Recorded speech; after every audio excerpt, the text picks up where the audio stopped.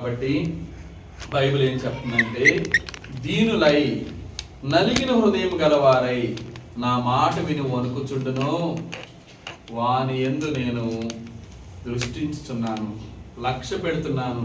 వారి యందు దృష్టించడం అంటే కన్సిడర్ చేస్తున్నాను వాళ్ళని. నేను దృష్టించడం అంటే చూడటం అని కాదు, కన్సిడరింగ్. వాళ్ళ గురించి నేను ఆలోచిస్తున్నాను, వారు నా వారు అని దేవుడు చెప్పడం అన్నమాట. ఇంకా అండి, దీనత్వం అనేది దేవుడు దృష్టించే మంచి లక్షణం. దేవుడు నీ వైపు చూడాలనంటే, నా వైపు చూడాలనంటే మనకు దీనత్వం ఉండాలి, తగ్గింపు స్వభావం ఉండాలి అనేది మాత్రం జ్ఞాపకం చేసుకోవాల్సిందిగా మనవి చేస్తున్నాను. ఇంకండి, ఇంకొక మాట చదువుకుందాం. యెషయా గ్రంథము 5:20.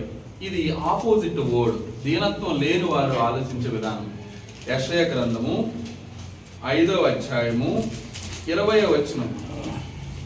5:20. కీడు మేలనియు మేలు కీడనియు చెప్పుకొని చీకటి వెలుగనియు వెలుగు చీకటనియు ఎంచుకుని వారికి శ్రమ. చేదు తీపి అనియు తీపి చేదనియు ఎంచుకుని వారికి శ్రమ. ఇది ఆపోజిట్ వారు. దీనత్వం లేని వారు ఏమనుకుంటారు?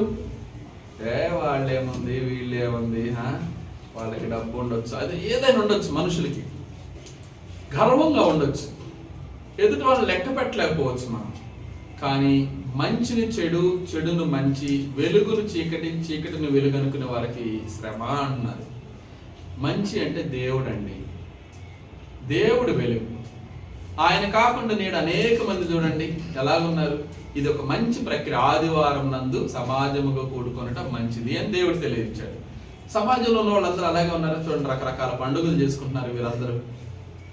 మంచిని చెడ్డ అనుకుంటున్నారు వాళ్ళు. ఏముందులే క్రీస్తు అంటే, ఏముందులే క్రీస్తు అని అనుకుంటూ ఉన్నారు. కాబట్టి అటు వారికి ఏముందంటున్నారు? శ్రమ అంటున్నారు. దీనత్వం లేని వారికి ఏముందంటున్నారు? శ్రమ ఉందని బైబిల్ తెలియచేస్తా ఉంది. ఇంకా అండి, దేవుని రాజ్య పౌరుల వైఖరి ఆత్మవిషయమై దీనులుగా ఉండాలి. దేవుని రాజ్య పౌరులు అంటే మనము క్రైస్తవులు. అక్కడ ప్రభు వారు ఇంకొక మాట చెప్పారు, మీరు చూడండి. మత్తయి సువార్త 5వ అధ్యాయం 3వ వచనంలో, ఆత్మ విషయమై దీనులైన వారు ధన్యులు. ఆత్మ విషయమై దీనులైన వారు ధన్యులు అంతటితో ఆగకుండా పరలోక రాజ్యము వారిది. పరలోక రాజ్యం అంటే ఎవరిది? పరలోక రాజ్యం అంటే ఏంటి? పరలోకమా, దేవుని సంఘమా? పరలోక రాజ్యము అంటే దేవుని సంఘము వారిది. ఇదిగో కొంతమంది ఎదురు చూస్తా ఉన్నారు ఆ రాజ్యం కొరకు. ఎవరు ఎదురు చూస్తున్నారు? ఎప్పటి నుంచి ఎదురు చూస్తున్నారు? సుమారు 430 సంవత్సరాల నుంచి, 430 years నుంచి కొంతమంది ఎదురు చూస్తున్నారు. దానియేలు గ్రంథంలో దేవుడు ఒక చక్కటి మాట చెప్పాడు.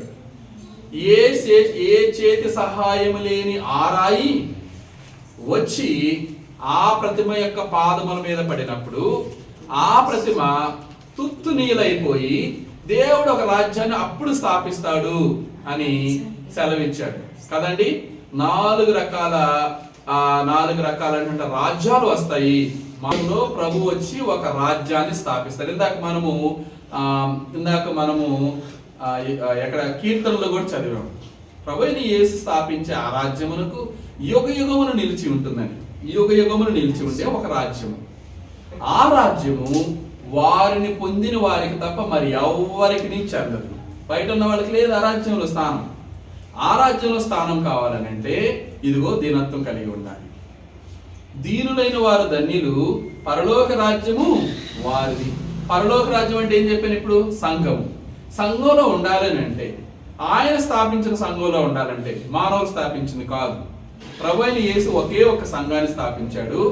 ఆయన స్థాపించిన తన సంఘంలో ఉండాలని అంటే ఇదిగో దీనత్వం కలిగిన వారిని ఆయన పిలుస్తాడు. దీనత్వం అనే గుడ్ క్వాలిటీ ఉన్న వారిని ఆయన పిలుస్తాడు. ఎలా పిలుస్తాడు? కాలింగ్ కాదు, అది వాక్యము ద్వారా. ఎప్పుడైతే నీకు దీనత్వం ఉంటుందో ఆటోమేటిక్గా నువ్వు వాక్యానికి లోబడతావు. అప్పుడు నువ్వేమంటావు అంటే ఆ వాక్య ప్రకారంగా అయ్యలారా నేనేం చేయాలి, దేవుని వాక్యం ఏం చెప్తుంది? నమ్మి బాప్తీసం పొందినవాడు రక్షింపబడును, నమ్మని వానికి శిక్ష లేదు. ఎవరైతే నమ్ముతారో, నమ్మి బాప్తీసం పొందిన వారు సంఘములోనికి చేర్చబడతారు అని మనకు అపోస్తుల కార్యములు 2వ అధ్యాయము 42వ వచనంలో ఉంటుంది. ఎవరైతే బాప్తీసం పొందిన వారందరూ కూడా ప్రభువు అనుదినము, ప్రతిరోజు, ఎవరు ఏ రోజు బాప్తీసం పొందినా వాళ్ళందరూ వచ్చి ఆ రాజ్యములోనికి, ఆ సంఘములోనికి చేరుస్తా ఉంటాడు. చేర్చే వ్యక్తి ఎవరు? ప్రభువైన యేసుక్రీస్తు వారు. మానవులు కాదు, నేను కాదు చేర్చేది, దేవుడే చేర్చాలి. ఇది చిన్న విషయం కాదు. పరలోకానికి చేర్చే ప్రాసెస్ అంటే ఏదో డినామినేషన్లో కొంతమంది బోధిస్తూ ఉంటారు కదా, తైతక్కలాడుతూ ఉంటారు స్టేజ్ల మీద కూర్చొని. అలాంటి బోధ కాదు అసలు అది. అలాంటి మాటే కాదు. దేవుని యొక్క వాక్య ప్రకారంగా నీ హృదయం నొచ్చుకున్నప్పుడు, ఎప్పుడైతే నువ్వు సీకింగ్ ఉండాలి, నేను నీ గ్రంథ ప్రకారంగా నడుచుకోవాలి. కంపల్సరిగా నువ్వేం చెప్పావో, దేవుడు చెప్పిన ఆజ్ఞలు కొన్ని చెప్పండి. క్రొత్త నిబంధనలో దేవుడు చెప్పిన కొన్ని ఆజ్ఞలు చెప్పండి. కంపల్సరిగా చేసే కొన్ని ఆజ్ఞలు, దేవుడు కంపల్సరిగా చేయమన్న కొన్ని ఆజ్ఞలు అండి.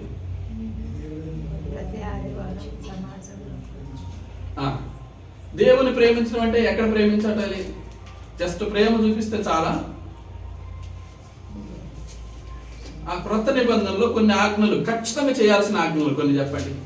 దేవుణ్ణి ప్రేమించాలి, అంటే వర్షిప్పింగ్ ద గాడ్.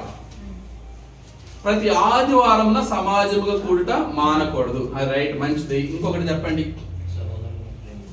సహోదరులను ప్రేమించమని ఒక ఆజ్ఞ ఉంది. ఇంకా అండి, బెస్ట్ చెప్పండి, బెస్ట్. నిన్ను వలే నీ పొరుగు వారిని. Very good. ఇంకా అండి, ఇదిగోండి బ్రదర్ చేస్తున్నారు చూడండి ఇక్కడ. Holy communion, Lord's supper. ప్రభు యొక్క శరీరానికి రక్తానికి సాదృశ్యంగా ఇవ్వబడిన ఈ యొక్క పాలు పంపుల్లో సంఘంలో చేర్చబడిన ప్రతి ఒక్కరూ చేయాలి కదండి. చేయాల్సింది ఆజ్ఞ, అది కంపల్సరిగా చేయాల్సింది. ప్రభు వారి యొక్క మాటకు తూచ తప్పకుండా చేసే ప్రక్రియ. సరే, చేయమన్నారు కదా, రొట్టె ఏ పాత్రలో తీసుకోవాలి? నా మాట మీకు అర్థమైంది. ద్రాక్షరసం ఎలాంటిది తీసుకోవాలి అనేది దేవుని విలువకు తగ్గినట్టు కాకుండా, దేవుడు చెప్పినట్లుగా కాకుండా తీసుకొచ్చేవాళ్ళని పెట్టాను అనుకోండి. ఇప్పుడు నేను ఈ యొక్క ద్రాక్షరసం బదులు కోకోకోలానో లేకపోతే స్ప్రైటో తీసుకొచ్చి పెట్టాను అనుకోండి. ప్రభు ఏం చెప్పాడు అక్కడ? ద్రాక్షరసం తీసుకొని రమ్మన్నాడు. ద్రాక్షరసం కాకుండా వేరే తీసుకొచ్చి పెట్టాను అనుకోండి, అది ఆజ్ఞాతిక్రమమే కదా, పాపం. అలాగే రొట్టె విషయంలో కూడా పాత్ర ఎలాగున్నా పర్వాలేదు, చిన్న పాత్ర, పెద్ద పాత్ర, లేకపోతే ఏ షేప్లో ఉన్నది, పాత్ర ఇంపార్టెంట్ కదా, దానిలో ఉన్నది ఇంపార్టెంట్. అలానే ద్రాక్షరసం ఇంపార్టెంట్, దాన్ని ఏ పాత్రలో తీసుకున్నాం అనేది ఇంపార్టెంట్ కాదు. కాబట్టి దేవుడు కొన్ని తన వాక్యాన్ని ఎలా చెప్పాడంటే ఇండైరెక్ట్గా చెప్పాడు. దానిలో ఉన్న దానికి ఇంపార్టెన్స్ ఇవ్వండి అని అన్నాడు. అది ఎవరికి సాదృశ్యంగా ఉందో దాన్ని జ్ఞాపకం చేసుకోమని అన్నాడు. మన వాళ్ళు ఎక్కువగా పాత్రలకి, రొట్టెలకి, వీటికి ప్రయారిటీ ఇస్తారు. అలా రొట్టె డిఫరెంట్ షేప్లో తేవడం, లేకపోతే ఇవ్వడం, వేరేగా ఇవ్వడం, వీటికి ఇంపార్టెంట్. ఏది ఇంపార్టెంటో దానిపైన మనం దృష్టి పెట్టాలి. కాబట్టి కొన్ని ఖచ్చితంగా చేసే ఉన్నాయి, కొన్ని వాక్యాలలో నుంచి బయటకు వెళ్లకుండా, ఇంకొక వాక్యము వచ్చి ఇదిగో నువ్వు చేస్తున్న తప్పు అని నీ అంతరాత్మను అడగకుండా చేయగలిగినవి కొన్ని ఉన్నాయి. కంపల్సరిగా చేయొద్దు అనే 2-3 చెప్పండి మీరు. దేవుడు చెప్పినటువంటి కొన్ని కంపల్సరీగా ఇలా చేయకూడదు అనే 2-3 చెప్పండి. చేయొద్దు అని కొత్త నిబంధనలో దేవుడు చేయకూడదు అన్నాడు కొన్ని ఆజ్ఞలు, అవి చెప్పండి మీకు బాగా నోటికి వచ్చినాయి. అబద్ధం ఆడకూడదు, అంతేనా? అబద్ధం ఆడదని చెప్పాడా? రెండవది నరహత్య చేయొద్దు. Very good. ఇంకా చేయొద్దన్న ఆజ్ఞలు, నరహత్య చేయొద్దు, పాపం చేయొద్దు, అబద్ధాలు ఆడొద్దు, దొంగతనం చేయొద్దు. ఇలా చెప్పుకుంటూ పోతే చాలాగా వస్తాయి కదండి, చాలానే వస్తాయి. ఇవి చేయొద్దు అని అన్నాడు ఖచ్చితంగా కదా, చేయొద్దు అని అన్నాడు. కొంతమంది ఏమంటారంటే ఇంకా అండి, క్రొత్త నిబంధనలో దేవుని యొక్క గ్రంథంలో ఆరాధనలో వాయిద్య సంగీతంలో వాడమని ఎక్కడ రాయసలేదు. ఆరాధనలో వాయిద్య సంగీతములు వాడమని ఎక్కడా లేదు. కొంతమంది అంటారు దావీదు గారు వాడారు కదా అని అంటారు. దావీదు గారు వాడారు. ఎప్పుడు వాడారు? దేని ప్రకారంగా వాడాడు ఆయన? నీ ఆరాధన దేని ప్రకారంగా ఉంది? క్రొత్త నిబంధన ప్రకారం నువ్వు క్రైస్తవుడు అయితే, క్రొత్త నిబంధన ప్రకారంగా అక్కడ శిష్యులు కానీ మొదటి శతాబ్దపు క్రైస్తవులు కానీ ఏం చేశారో అది మనం చేయాలి. ఫస్ట్ సెంచరీ పీపుల్ చేసినట్లు. మీకు క్రొత్త నిబంధనలో 9 చోట్ల, మొత్తం 9 చోట్ల పాడిరి అని ఉంటుంది. ఆత్మ సంబంధమైన పద్యములతోనూ పాటలతోనూ ఒకడినొకడు హెచ్చరించుకొనుచు బుద్ధి చెప్పుకోమని ఉంది. ఎక్కడ వాయిద్య సంగీతములు వాడినట్లుగా క్రొత్త నిబంధనలో లేదు. మరి ఎందుకు వాడుతున్నారు క్రొత్త నిబంధనలో వాయిద్య సంగీతాలు? దేవుడు ఆజ్ఞాపించాడు దాన్ని. మన వాళ్ళు ఏమంటారంటే వాయించొద్దు అని ఎక్కడ లేదు కదా, వాయించొద్దు అని ఎక్కడ లేదు కదా అని అంటుంటారు. ఇప్పుడు ఉదాహరణకు మా పాపకి నేను షాప్కి వెళ్ళి తల్లి పలానా బ్రెడ్ బిస్కెట్స్ తెమ్మని చెప్పాలి. నా ఉద్దేశం తల్లి వెళ్ళి బ్రెడ్ బిస్కెట్ అవి తీసుకొని రా అని నేను చెప్పాలి డైరెక్ట్గా. అప్పుడు నేనేం చెప్పచ్చు? ఏం చెప్పాలి నేను అప్పుడు? తల్లి ఆయిల్ తేకు, తర్వాత కందిపప్పు తేకు, లేకపోతే రైస్ తేకు, ఇలా లిస్ట్ చెప్పాలి. నేనేమన్నా పాడిని అంటే ఏంటి దాని ఉద్దేశం? మిగతావి చెయ్యొద్దని కదా. నేను డైరెక్ట్గా చెప్తున్నా అవి తెమ్మంటే మిగతా వద్దనే కదా అర్థం. లేదు, అక్కడ లేదు కదా. అట్లాగూ వాయిద్య సంగీతాలు పెట్టొద్దని లేదు కదా బైబిల్లో. దేవుడు అలా చెప్తాడా? నోహుకి ఏం చెప్పాడు దేవుడు? ఏ మ్రానుతో చేయమన్నాడు? చితిసారప మ్రాను, గ్రోఫర్ వుడ్. ఆ గ్రోఫర్ వుడ్తోనే ఓడ కట్టమన్నాడు. అవునా? అలాగే చెప్పాడా? నువ్వు వేప కర్ర వాడద్దు, తుమ్మ కర్ర వాడద్దు, టేకు వాడద్దు అని చెప్పాడు దేవుడు. అంటే దాని ఉద్దేశం ఏంటి?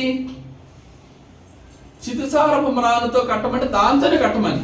ఒకవేళ టేక్ మంచిది, క్వాలిటీదని టేకు వాడితే, హృదయానికి చాలా వినుసొంపుగా ఉండేది వచ్చిన శ్రోతలకు అని మ్యూజిక్ పెడితే, క్రొత్త నిబంధనలు చెప్పలేదు దేవుడు.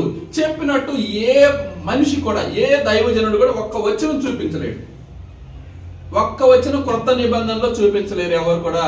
క్రొత్త నిబంధనలో నువ్వేమో క్రైస్తవుడేమో క్రొత్త నిబంధన క్రైస్తవుడివి, చేసే పనులన్నీ కూడా పాత నిబంధన. అది కొట్టివేయబడింది, సిలువకు మేకులు కొట్టివేయబడింది అని బైబిల్ చెప్తా ఉంటే నేను ఇంకా దాన్ని పాటిస్తానంటావు. దాని ప్రకారం మరి నువ్వు పాపివేగా కాదా? చిన్నప్పటి నుంచి జీవిత కాలంలో ఒక్క అబద్ధం ఆడేవాళ్ళు ఎవరు ఉన్నారు ఇక్కడ? నేనైతే చేస్తున్నాను.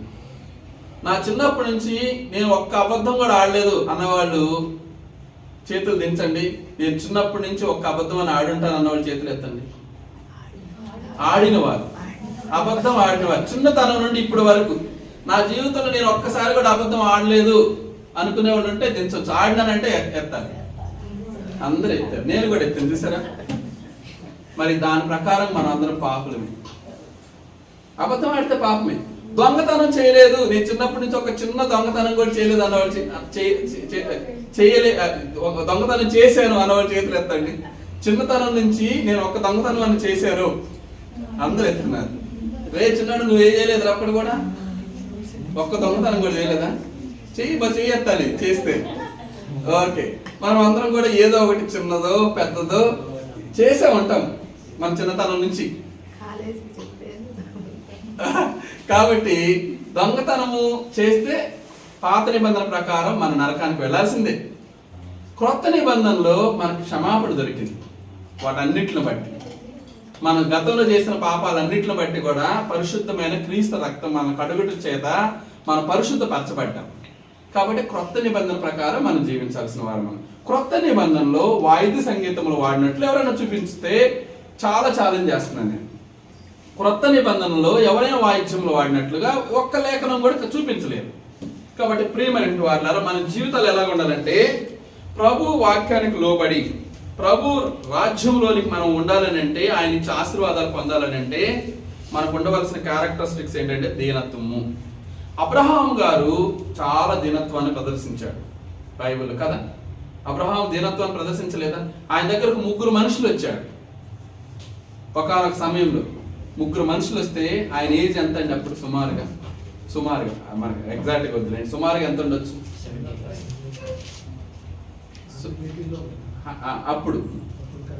ఒక 90s లో ఉండొచ్చు. చెప్పిన కొంతకాలం తర్వాత 3 దేవదూతలు వచ్చారు ఆయన దగ్గరికి.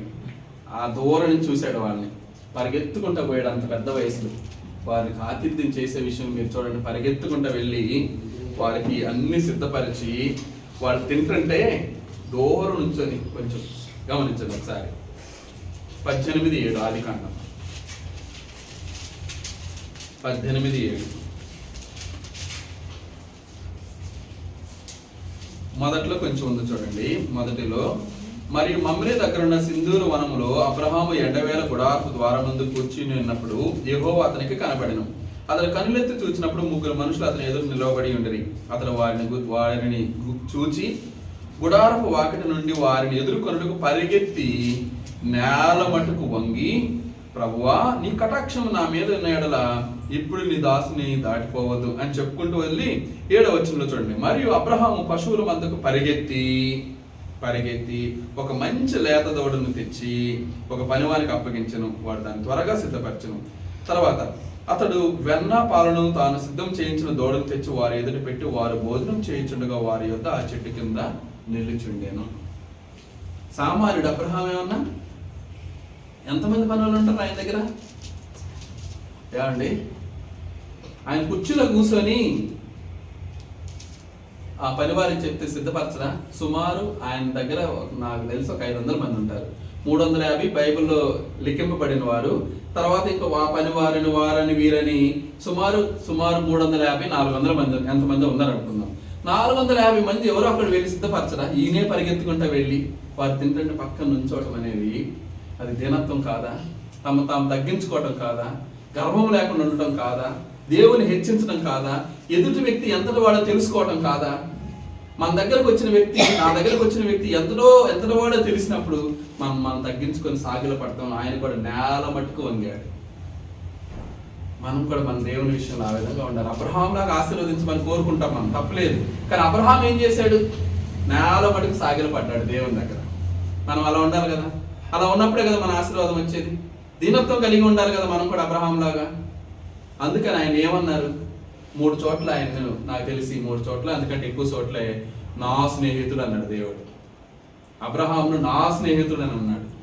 క్రొత్త నిబంధన యాకోబు పత్రికలు కూడా అన్నారు నా స్నేహితుడు అని. యెషయా గ్రంథం 41:8 అన్నారు.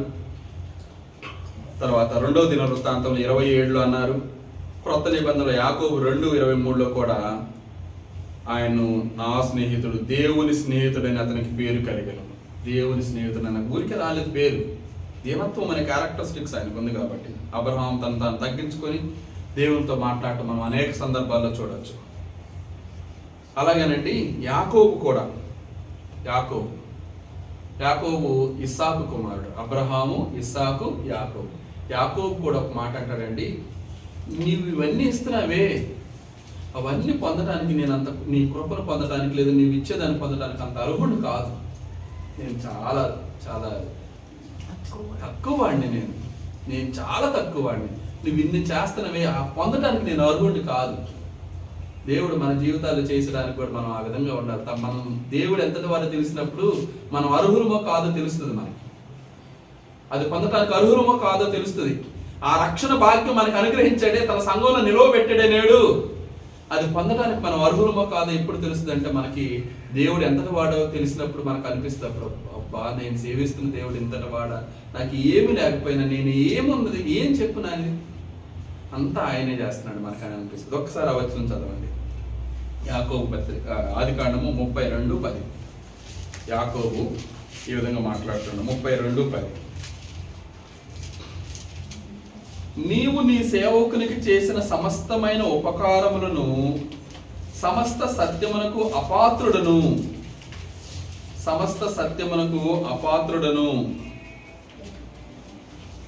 నీవు నీ సేవకునికి చేసిన సమస్తమైన ఉపకారములకును సమస్త సత్యమునకు అపాత్రుడును. అపాత్రుడు అంటే పాత్రుడు కాని వాడిని నేను.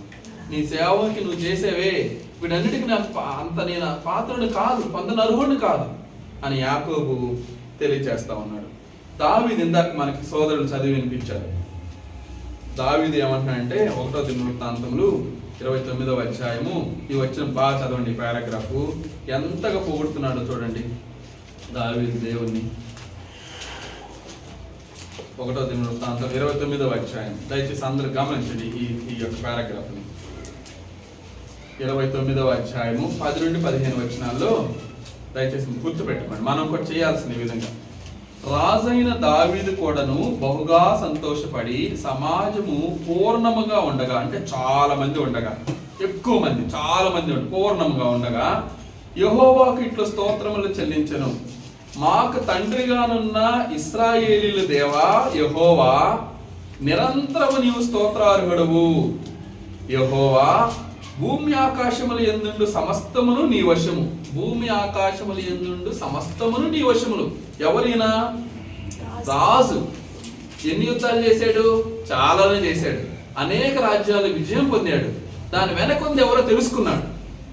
తన శక్తికి వెనకాలన్న వ్యక్తి ఎవరో తెలుసుకొని సమస్తమును నీవే అంటున్నాడు. ఆయన సమస్త రాజ్యమును నీ వశమును అంటున్నాడు.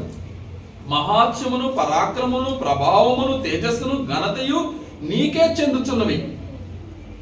ఈ ఇశ్రాయేలీయులు పొందుతున్నారే ఘనత, అదెంత నీ వల్లే కలిగింది. యెహోవా, రాజ్యము నీది, నీవు అందరి మీదను నిన్ను అధిపతిగా హెచ్చించుకొని ఉన్నావు. ఐశ్వర్యమును గొప్పతనమును నీ వలన కలుగును. తెలుసుకుంటున్నాడు ఈయన. ఐశ్వర్యము, గొప్పతనం, గొప్ప పేరు ఎలా వస్తుంది? తమను తాము తగ్గించుకునేవాడు, కొత్త నిబంధనలు ఏముంది? తమను తాము తగ్గించుకునేవాడు హెచ్చించబడును. తగ్గించుకునేవారు హెచ్చించబడతారు. అందుకని ఆ విషయాన్ని దావీదు గారు కూడా తెలుసుకొని, గొప్పతనమును నీ వలన కలుగును, నీవు సమస్తమును ఏలువాడు, బలమును పరాక్రమును నీ దానములు, హెచ్చించువాడువును, అందరికి బలమునిచ్చువాడువు నీవే. మా దేవా, మేము నీకు కృతజ్ఞతాస్తుతులు చెల్లించుచున్నాము, ప్రభావము గల నీ నామమును కొనియాడుచున్నాము. ఈ ప్రకారం మనఃపూర్వకము ఇచ్చు సామర్థ్యం మాకుండుట నేను ఎంత మాత్రపు వాడను. ఏంటంటే ఏ సందర్భం అంటే, ఇజ్రాయేలీలందరూ కూడా మందిరానికి సొలొమోను కట్టించబోయే మందిరానికి అందరు కానుకలు ఇస్తా ఉన్నారు. చాలా మంది చాలా విలువైనటువంటి కానుకలు ఇస్తా ఉన్నారు. ఇస్తుంటే అక్కడ దావీదు గారు ఏమంటున్నారు చూడండి. ఇచ్చు సామర్థ్యం మాకుండుటకు నేనెంత మాత్రపు వాడును. ఇచ్చు సామర్థ్యం, మీరు పదాలు బాగా అర్థం చేసుకోండి. దేవునికి ఇచ్చే సామర్థ్యము ఉండటానికి నేను ఎంత మాత్రపు పాత్రుడును. నీకు ఇచ్చే అంతటోడినా నేను, నీకు ఇచ్చే అంతటోడినా అని అంటూ మళ్ళీ తర్వాత ఏమంటాడు చూడండి. నా జనులు ఎంత మాత్రపు వారు, సమస్తమును నీ వలనే కలిగిన కదా. నేనిచ్చే సామర్థ్యం మాకు ఇచ్చేవే, అది కూడా నీవిచ్చింది. తర్వాత అంటాడు, నీవిచ్చిన దాంట్లో నుంచి కొంత నీకు ఇస్తున్నాను. మేము ఎంత మాత్రం ఇవ్వగలుగుతాం మీకు? ఏంటంటే దాని ఉద్దేశం, తమను తాము దీనత్వాన్ని ప్రదర్శించడం, తమను తాము తగ్గించుకొని దేవుని గొప్ప చేయటము, దేవుని కీర్తించడము. తద్వారా మనము దేవుని దృష్టించే వ్యక్తులుగా ఉంటాము. దేవుడు మన పైన కాన్సన్ట్రేషన్ చేస్తాడు, మనల్ని గుర్తిస్తాడు దేవుడు. అదిగండి తర్వాత చూడండి. సమస్తమును నీ వలనే కలిగిన కదా, నీ స్వసంపాద్యములో కొంత మేము నీకు ఇచ్చుచున్నాము. నీ స్వసంపాద్యము, నీవిచ్చిన వాటిలో, నీవివి మావి కాదు, నీ వాటిలో నుంచి తీసి మేము కొన్ని నీకు ఇస్తా ఉన్నాం. అవి ఇవ్వటానికి కూడా మేము ఎంతపాటు వారము అని తమను తాము తగ్గించుకొని దావీదు అక్కడ అంతమంది జనాలు ఉంటే వారి మధ్యలో ప్రకటిస్తూ ఉన్నారు. క్రొత్త నిబంధనలో కూడా ఇద్దరు ప్రార్థన చేస్తున్నారు. ఒకరేమో పరిసేయుడు, ఇంకొకరేమో సొంకరి. పరిసేయుడు ఏమని ప్రార్థన చేస్తాడు? పరిసేయుడు ప్రార్థన చూడండి. ఇక్కడ ఏమిటి? నీ స్వసంపాద్యంలో కొంత మేము మీకు ఇస్తున్నామని దావీదు గారు మహారాజు అని అడుగుతుంటే, పరిసేయుడు ఏమని అడుగుతాడు ఒకసారి చూడండి. ఎలా ప్రార్థన చేస్తున్నాడు ఆయన? పరిసేయుని ప్రార్థన ఒకసారి జ్ఞాపకం చేసుకునండి. లూకాసు వార్త 18వ అధ్యాయము. లూకాసు వార్త 18వ అధ్యాయము 18వ అధ్యాయము 10వ వచనం నుండి 10వ వచనం నుండి సుమారు 10వ వచనం నుండి 14 వచనాల మధ్యలో ఉంటుంది. 10వ వచనం చూడండి. ప్రార్థన చేయడానికి 2 మనుషులు దేవాలయంలోకి వెళ్ళి, వారిలో ఒకడు పరిసయ్యుడు, ఇంకొకరు సుంకరి. పరిసయ్యుడు నిలబడి, దేవా, నేను చోరులను, అన్యాయస్తులను, వ్యభిచారునై ఇతర మనుషుల వలె నేను. చూసారా, తను తగ్గించుకోవడమే, హెచ్చించుకోవడం. ఇది దీనత్వం ఉందా ఇక్కడ ఈ సుంకరికి? ఏమంటే ఉందా? పరిసయ్యుడికి దీనత్వం ఉందా? తను హెచ్చించుకుంటున్నాడు, ప్రైజ్ చేసుకుంటున్నాడు, తను గొప్ప చేసుకుంటున్నాడు దేవుని ఎదుట. ఎవరికి ప్రార్థన చేస్తున్నామో తెలియట్లేదు ఆయనకి. ఈ సుంకర వలన నేను ఉండనందుకు నీకు కృతజ్ఞతాస్తుతులు చెల్లిస్తున్నాను. వారమునకు 2 మార్లు ఉపవాసము చేయొచ్చు, నా సంపాదన అంతట్లో 10వ వంతు చెల్లించుతున్నానని తనలో తాను ప్రార్థించుండెను. నా సంపాదన, ఇట్స్ మై హార్డ్ వర్క్, నా కష్టార్జితం అని పరిసయ్యుడు అనుకుంటాడు. దావీదు రాజు ఏమంటున్నాడు? నీ స్వసంపాద్యములో కొంత భాగం నీకే ఇస్తున్నాం, మళ్ళీ తీసుకెళ్ళి. అది నీవిచ్చిన భాగ్యం. ఏమాత్రం మేము అవి ఇవ్వడానికి ఏమాత్రం పాత్రలు నీకు వచ్చేటంతోడవు మేము. నీవే కదా దయచేసిన వాడు, సమస్తమును నీవే కదా, నీ వాటిలో నుంచి కొన్ని నీకు ఇస్తున్నాం, అది కూడా మేము ఎంతటి పాటు వాళ్ళం అయ్యా అని దావీదు మహారాజు అని అంటే. పరిసయ్యులు ఎవరికి సారూప్యంగా ఉన్నారంటే, నేను డినామినేషన్లో ఉన్నటువంటి భక్తులు తమను తాము ప్రైజ్ చేసుకుంటారు. Reverend something.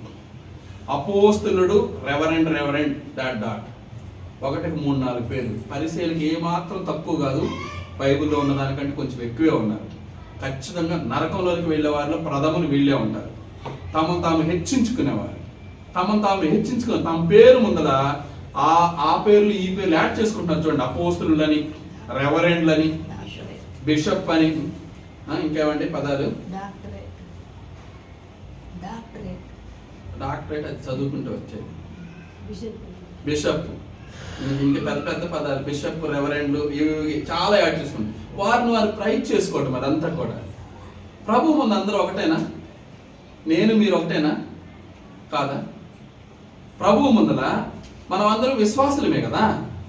కాబట్టి దేవుని వాక్యాన్ని నేను కొంచెం ముందు చదివాను కాబట్టి చదివింది అర్థం చేసుకొని మీకు వివరిస్తున్నాను. అంతేనా? మీరు చదివితే మీరు కూడా అలాగే వివరించవచ్చు. దానికి ప్రత్యేకమంటే ఇదేం లేదు.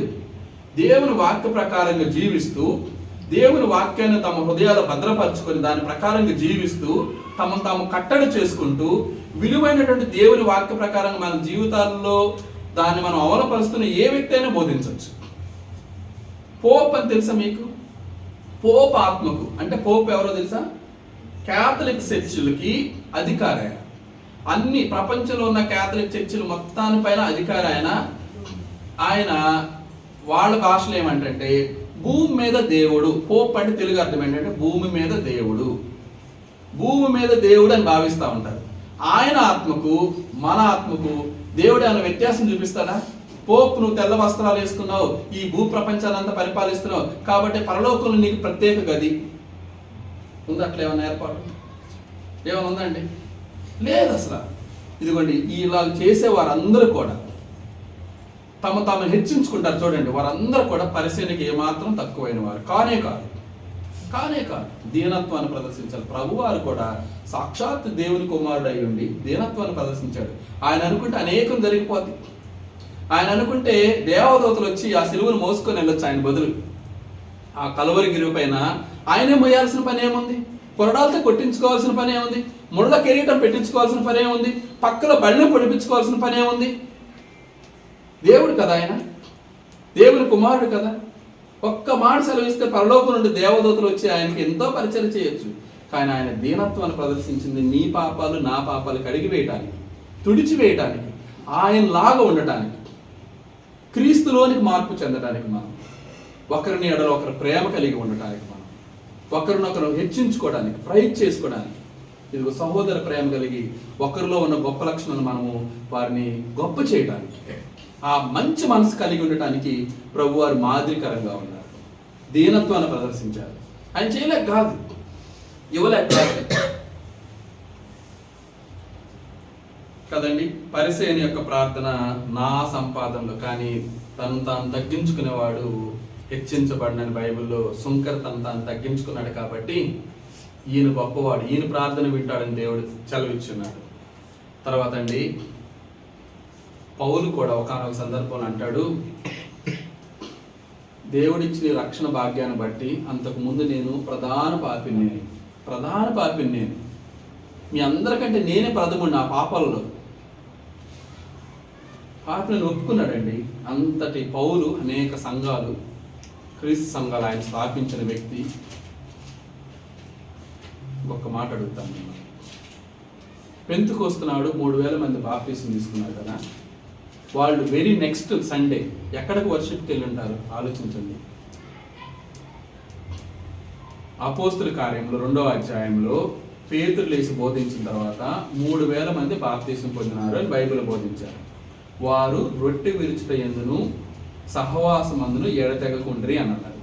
అదే అధ్యాయాల్లో అక్కడే అపోస్తుల కార్యంలోనే ప్రతి ఆదివారం వారు సమాజంగా కూడుకుంటున్నారని, పౌలు కూడా ఆదివారం వస్తుంటే ప్రయాణం చేయాల్సిన వారు కూడా ఆయన ప్రయాణాన్ని వాయిదా వేసుకోవటాలు, ఆదివారానికి అంత ఇంపార్టెన్స్ ఇచ్చారు. వారు ఏ సంఘానికి వెళ్ళి ఉంటారండి ఆలోచించండి. అప్పుడు ఏ సంఘం ఉంది, ఏ సంఘాలు ఉన్నాయి భూమి మీద, వారు ఎక్కడికి ఆదివారంకి వెళ్ళి ఉంటారు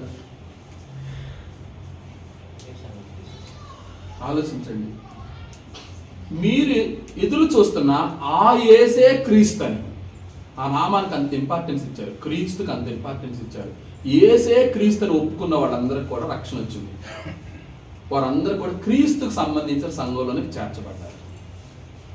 నా మాట ఒట్టిగా లేవండి, జాగ్రత్తగా ఆలోచించండి. యేసే క్రీస్తు అని, క్రీస్తు సంఘము అని కాకుండా మరి ఏ సంఘము ఈ గ్రంథంలో లేదు. మిగతావన్నీ మానవులు కల్పించినవి. వాటన్నిటికీ హిస్టరీ ఉంది. 606 సంవత్సరంలో రోమన్స్ క్యాథలిక్స్ వారు క్యాథలిక్ సంఘాన్ని ప్రారంభించారు. అంతకు ముందు వరకు ఒకే ఒక సంఘం, అందరూ ఒకే సంఘం పేరుతో పిలిచేవారు. దాని తర్వాత లూథరన్ గారు స్థాపించిన సంఘం సుమారు 1500 అనుకుంటారు.